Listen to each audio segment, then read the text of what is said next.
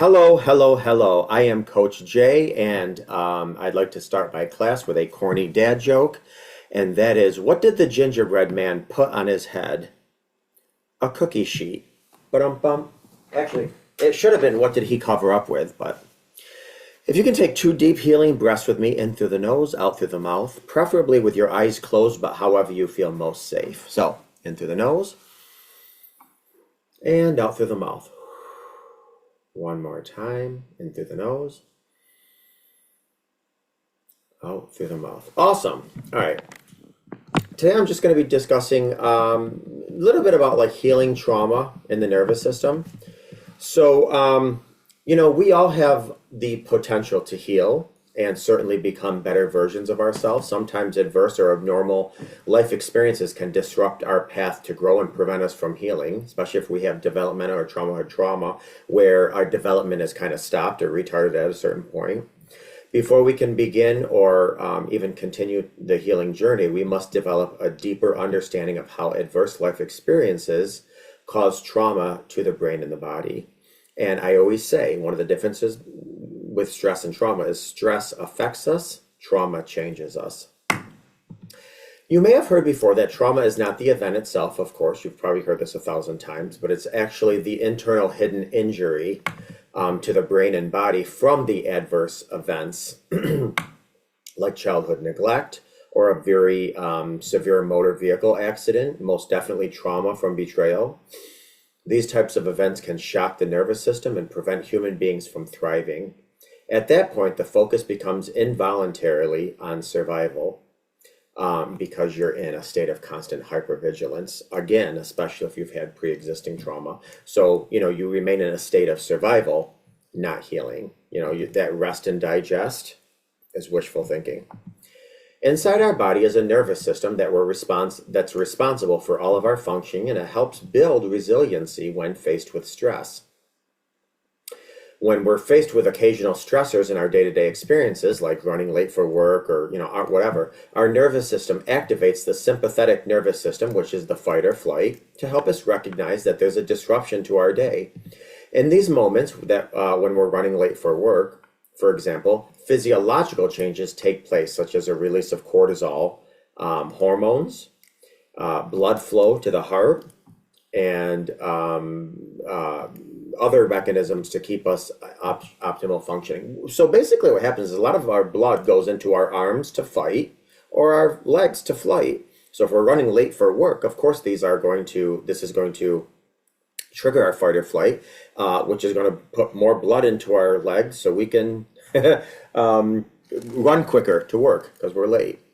And once we're at work, the nervous system returns to a state of relaxation by activating our parasympathetic nervous system. Of course, that's the parachute. This is why when you say parasympathetic, you can always think of it as a parachute. It kind of calms the fall. So this part of the nervous system allows the physiological changes that were activated by the sympathetic nervous system to return back to baseline, communicating that you can continue on with your day and your experience and what have you.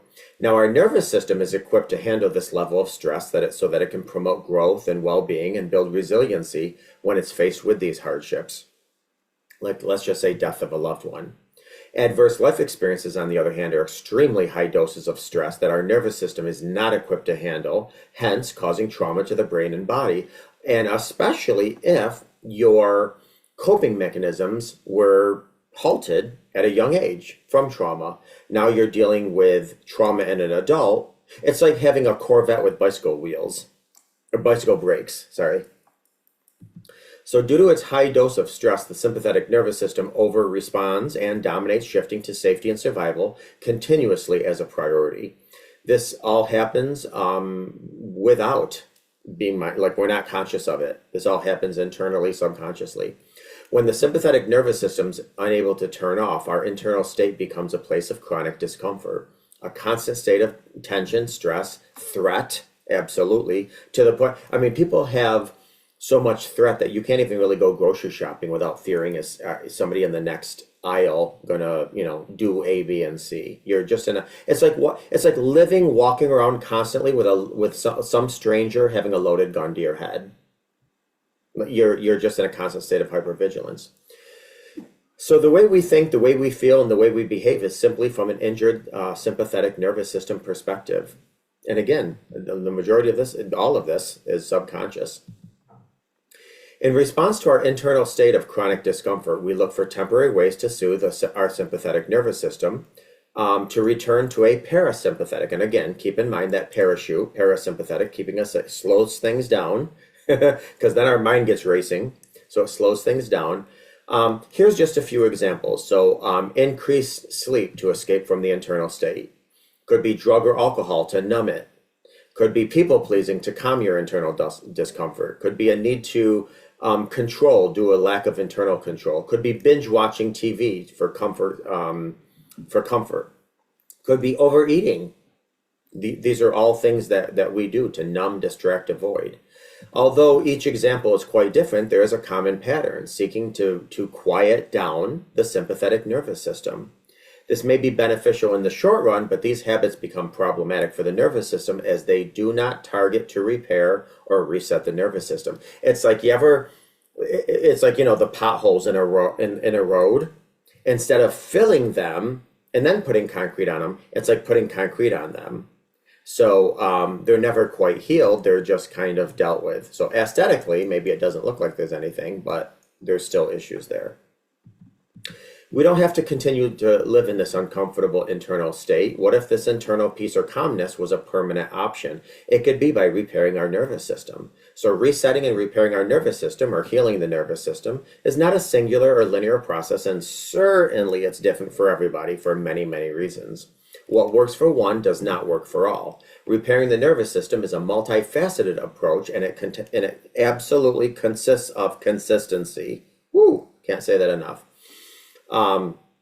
It involves engaging in practices to reconnect the mind and body. These practices include stuff that you've heard, again, like I told you before, a zillion times. Meditation, breath work. This slows down the sympathetic. Yoga, especially trauma yoga. Look up Google trauma yoga. Physical exercise, that does a world of good. Professional help, talking to a coach or a counselor. Progressive muscle relaxation. This teaches the body intentionally to relax by tensing and releasing certain muscle groups throughout your body. Guided imagery. This can induce relaxation by soothing the body and the mind. Massage therapy. Gratitude journaling is really...